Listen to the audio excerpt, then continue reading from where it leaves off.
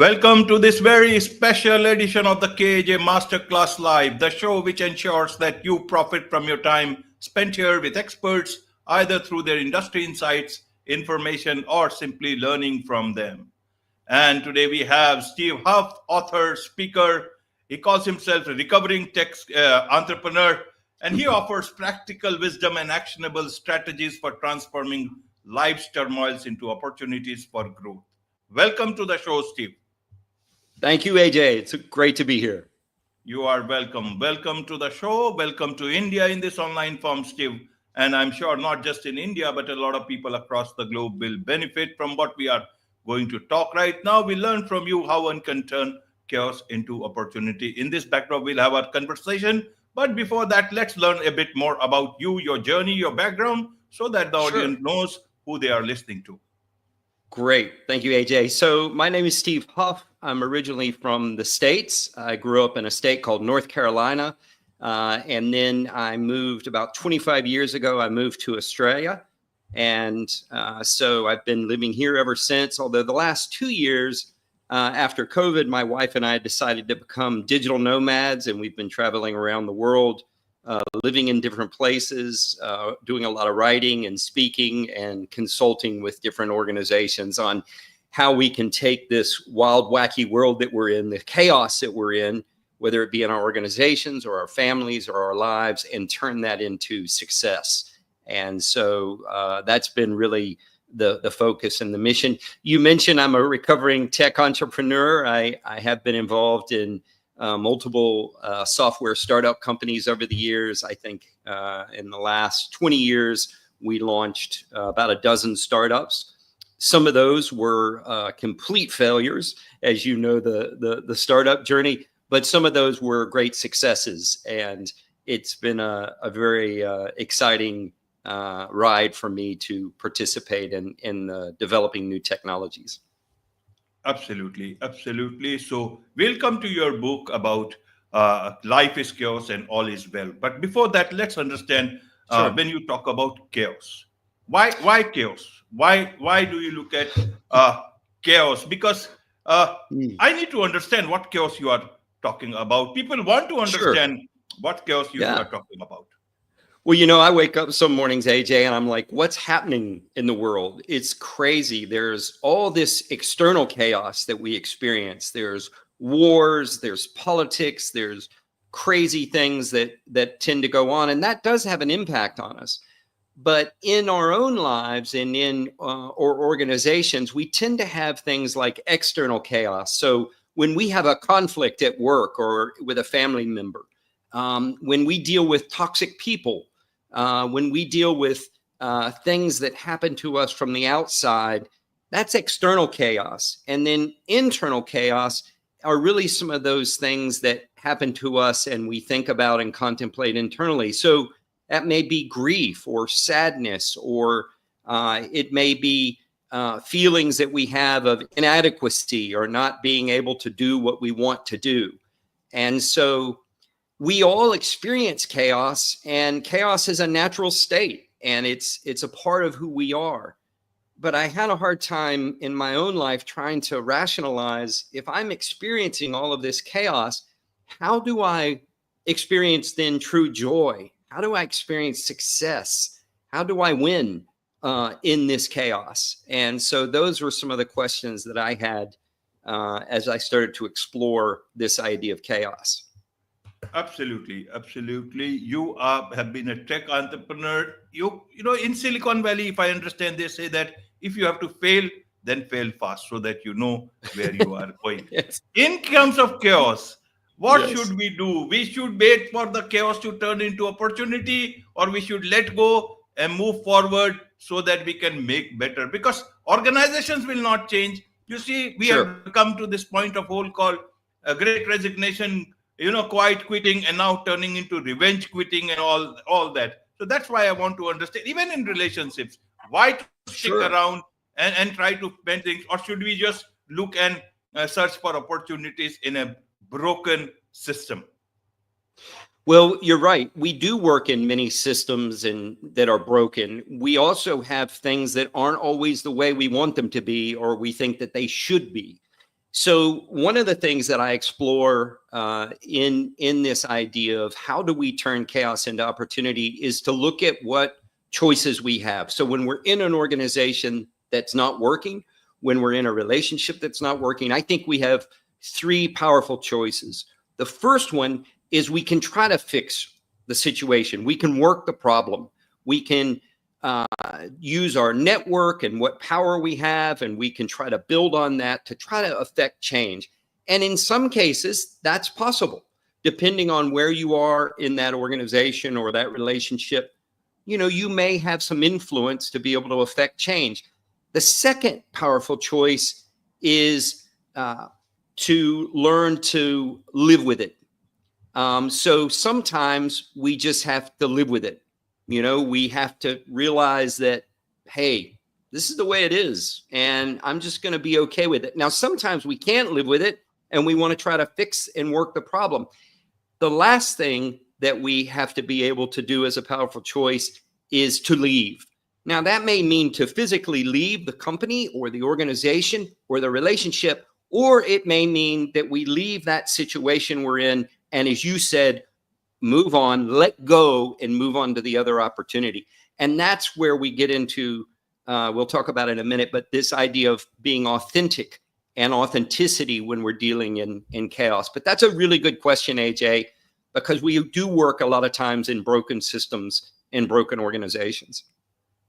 Thank you. Thank you. Steve, we'll come to that authentic leadership part.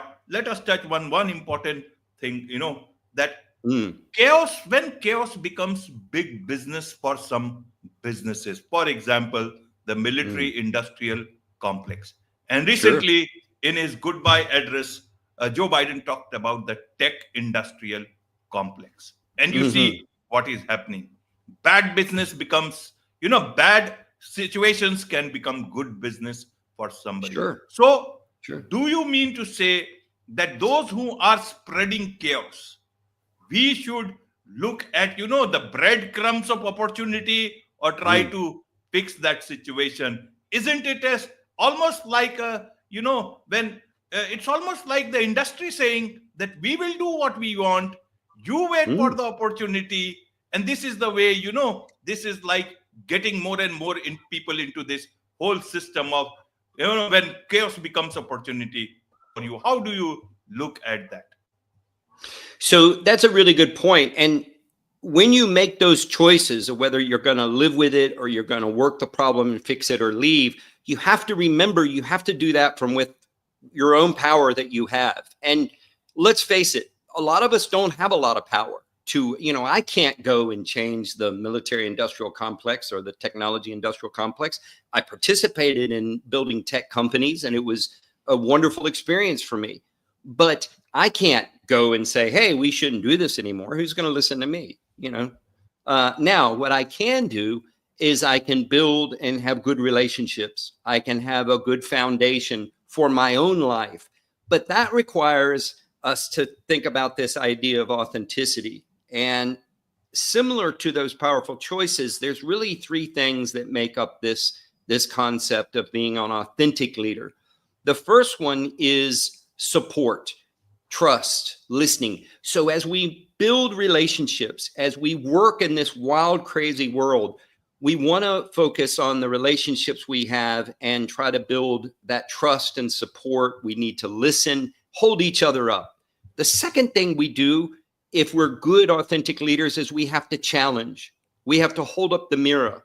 We have to give feedback. We have to realize that part of our job is not just to support people and listen and care for them, but it's also to challenge. And that's where discipline comes in. And discipline literally means to teach. So we need to have the discipline for ourselves and the people we work with.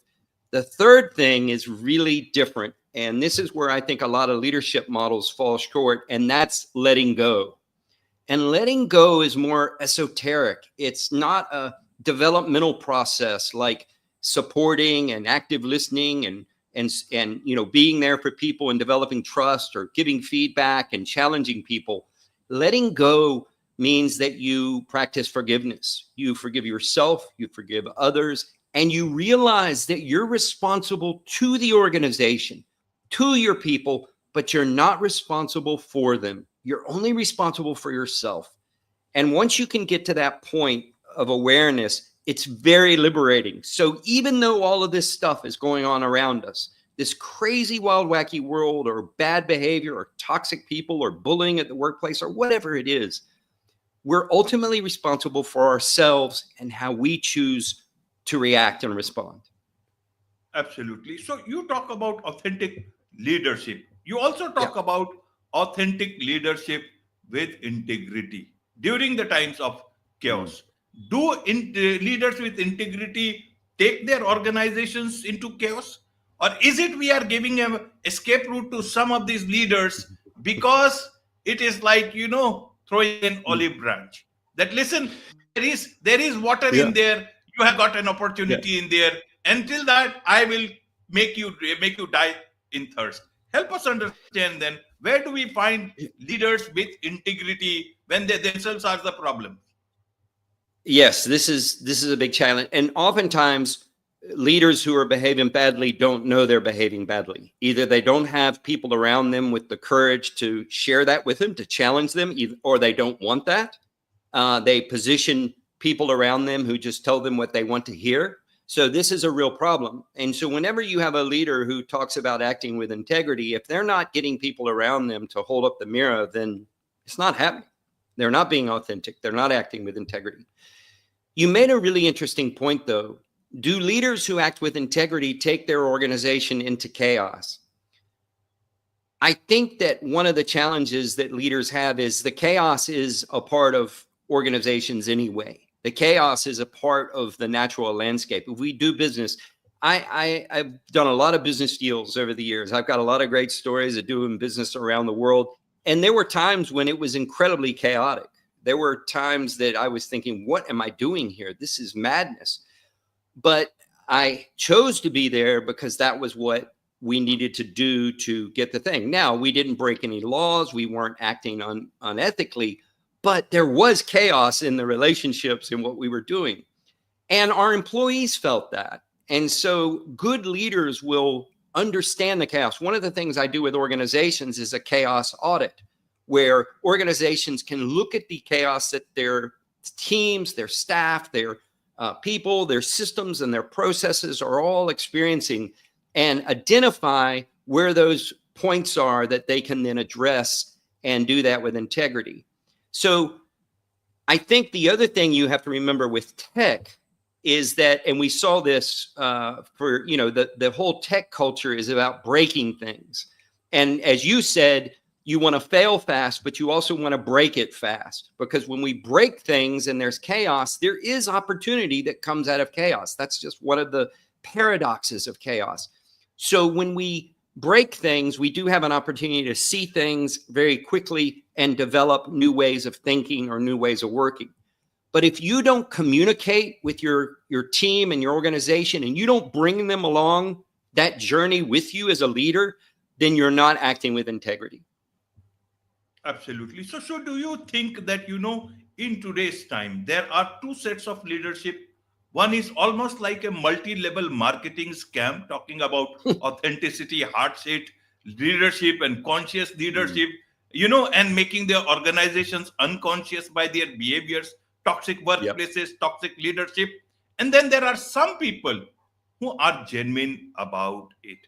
How do Yeah. we know that these people are not just, are just talking, Mm. are the problem creators, and they are actually using these words to shift responsibility from the bad times, showing some sort of a dream to people, to organizations, and they say that, okay, the good times will come. It's almost like a political leader talking within a corporate Sure. structure. Almost, that is Sure. why I use this word called multi-level marketing scam in Yeah. leadership. Yeah. I think you're spot on, AJ. And this is one of the things that I encounter often when I work in organizations, whether it be a Fortune 100 company or a government agency in a different country that I'm working at. And so this is a real challenge. Now, I think most of us realize that integrity means you integrate what you do and what you say. So when we see leaders who are not walking the talk, so for example, they say, I value my employees and I want you to have opportunities and I want you to get out there and do good for the organization. And then they come and take credit for your work. That's not acting with integrity, right? That's the multi-level marketing guy. So a lot of what we need to do is be aware of what they're actually doing. But then remember, we still have choices about how we respond to that leader and whether we choose to be in that work or not. Now, some of us, people say to me, Steve, come on, I can't quit my job. I have to work, right? And I get it. I have to work too. So you may not be able to leave your job, but how do you build up your strength and your resources so that chaos has less of an effect on you? And that's where you practice your own integrity and authenticity. And there's no guarantee of success. It's no guarantee that you're going to go up the corporate ladder. But if you don't do it, you're guaranteed that you won't. And so that's one of the things I like to point out to leaders and to people who are working with toxic people. Absolutely, Steve. Absolutely. Let's now come to the book that you have. Life is chaos and all is well. Are you despondent or are you being an optimistic by saying all is well? Great question. I truly believe that the way that I've gotten through chaos in my own life, through the death of a family member, through dealing with cancer, through breaking up of my marriage, through failed businesses, through people screwing me over, those are all hard things. They're really, really hard. And you know what? We've all experienced hard stuff. We've all experienced chaos. It can be very personal. It can be professional, but it's real. But here's what I've learned, AJ. When we focus on the chaos, when we try to fix that and we put our energy and we hold tight and we're trying to deal with it, it will win because it's stronger. It's anger and hate and all of these things are really, really powerful. But if we focus on love and kindness, if we focus on our powerful choices, if we focus on trying to be authentic, being aware, developing awareness, showing gratitude to the people in our lives, the chaos is still there. It never goes away, but it has less of an impact on us and less of a hold. So I do believe that when we focus on those things, we can live our best life. And we do live into what I call what is the all is well. And I truly believe that because I've experienced it time and time again in my own life. And I've seen it so many times in organizations or in families or at companies, and it works. It works. Absolutely. So who does this book work for? Is it only for corporate people or India? Who is this book for? Well, it's kind of a hybrid because when I started writing, I was working with a colleague who I'd known for years. We were close. I had had dinner in his home. We had a very strong relationship. We were building a company, and then overnight it fell apart. I went to check the bank accounts. They were emptied. There was no communication. We were being ghosted. It was just, I'd never experienced anything like that. And I started to question my own capability, my own integrity, my own, am I good? Did I do something wrong? And this, of course, is what we do when we're in chaos. We start to question ourselves. And sometimes we have to own our own behavior, but I didn't do anything wrong. I wasn't operating out of bounds. I was being a good manager, a good leader, and I was doing good work. So having to let that go was the catalyst for me to start just writing the book. So the audience really is not just corporate leaders who want to take some of these concepts like authenticity and our powerful choices and bring those into the workplace. It's also about our own journey as people and how do we overcome these challenges in our own life, whether they be at work or with our family or with our friends. So I divide the book into two sections. The first section, part one, is all about chaos. And we cover a whole range of things there, like toxic people and different situations in the workplace. We cover things like anger and grief. We cover things like sadness and how do we deal with some of the toxicity that we experience. The other side of the book is living into the all as well. And that's things like those powerful choices and authenticity and loving kindness and gratitude. So it's a hybrid audience. It's not just a corporate, because I find we don't separate it. You know, we go to work, we come home, but it's all one big life, isn't it? And the principles that I learned to live my best life with my family can also apply at work. Absolutely, absolutely. Do you have a copy of the book with you right now, Yeah, Steve? yes, I If you do, can show right it for here. your audience, yes, audience. Yeah, Life let is your face chaos, be all is also well. visible well. Let your face be also visible with it. There you So go. that Thank wonderful, you. wonderful. Thank you, Steve, for this. Now, in your book, you also, because you talk about peace. You know, finding peace in the midst of Mm, turmoil. mm, How do you yeah. see peace amidst all this chaos? Should again, my same question: should we look for peace? Should we look in our lives, in organization, or should we look for again opportunities at the cost of peace? I think this is a really good question because we all have to set a goal. We all have to figure out, okay, I want to have peace. I want wholeness. I want to be good and calm. And I want to feel good about myself and the people I work with or the people in my family. So that's a goal. But I've also learned that, and in the book, I not only tell stories about these different concepts, at the end of each chapter, I have what's called life hacks. And there are 3 different areas that I focus on. One is mindfulness. So this might be meditation or ways that we can recenter and think about the different things that are going on in our life around that particular topic. The next one is journaling, because I find that once I think about things, if I do some things and start writing, it helps me get my thoughts together more clearly. And the last one is action. So I've thought about it, I've written about it. Now let's do something about it. And so I give some helpful, practical tips of things that we can do in our life, our relationships, or at work that can help us do that. So finding peace is an ideal, it's a goal, it's an aspiration. But I often think sometimes because of the chaos, it can be far away and we can look at that and go, how am I going to get there?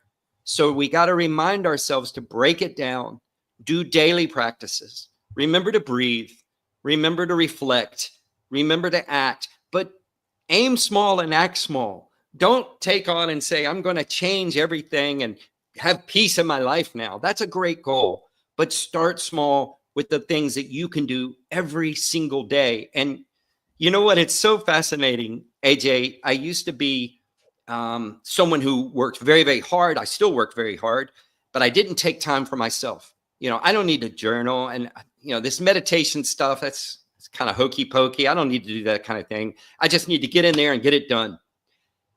But I was missing the point. If I don't go in to these situations centered and calm and feeling good about myself and reminding myself that I'm loved, I'm good, I'm okay, and reminding myself that I'm worthy, I can be there, then I'm not as effective in business or in life. So I think that's a great question, but I would keep it small and focus on the things you can do every day to build your own resilience. Absolutely. So you are now, you look at opportunities or you look for peace in your life. I look for opportunities, but one of the ways I also believe we find peace is through daily remembering things like, what am I grateful for? So my wife and I, at the end of every day, we say 5 things to each other that we're grateful for in the day, and then we write about them. That time to do that brings me into peace, because gratitude, loving kindness, those are superpowers for us. They really are. Chaos can't defeat them. Now, chaos can be powerful. You know, fear can be powerful. Our world is very afraid right now. It's in our social media. It's in our politics. It's in the way countries deal with each other. It's in the way corporations deal with each other. We build fear, fear, and fear. It's powerful stuff, but it can't be love and kindness and gratitude. It just can't. And we've proven that throughout our history. So for me, if I focus on those things, I find peace. If I focus on the chaos and say, then I'm like a deer in the headlights and I can't move, and it starts to take its toll on me. Absolutely. There is much to learn from you, Steve, and I'm sure a lot of people, especially leaders, can learn from your leadership program, The Authentic Leader. Thank you. Tell us a bit about that. So what I do typically when I go into organizations, I said we start with a chaos audit to kind of figure out what's happening in the organization. And then we would look at 4 quadrants. We really look at the systems and processes in the organization, the people in the organization. Are they motivated? Are people working? Are they feeling good about things? Is there a good culture? We then look at the financial side of the organization. Are we winning? Are we making money? Are we profitable? Are we doing the things to sell our product and after the sale? And then we look at innovation. And, you know, coming from a software background, innovation is kind of my jam. I love getting in there and creating and solving problems and developing new ways of thinking. But as a leader, we have to hold those 4 things in balance. And if we're going to be authentic, we have to do that in the same time that we're supporting our people and we're listening, we're challenging and holding up the mirror, and then we're letting go and we're fostering a culture of authenticity and integrity. And if we do that, then that's powerful. So then I work with companies to design a program that is some facilitated processes as well as some executive coaching. Typically start with the executive team and then work with different leaders in the organization. Absolutely. As I said, there's so much to learn from you. And I'm sure a lot of people would want to learn from you, from your book, from your coaching program, from your life. So what's the best way for them to connect with you, Steve? Well, the best way, you can go to winningchaos.com and check it out. And I do speaking, I do corporate stuff, and the book's on Amazon. I think there'll be a discount code that you have, AJ, for all of your listeners for the ebook, a 20% discount for your listeners exclusive, and really a great opportunity. I do travel around the world and am available to come and work with different organizations. Wonderful. With this, it's a wrap on this very special edition of the KAJ Masterclass Live. Thank you so much indeed for joining us. Thank you.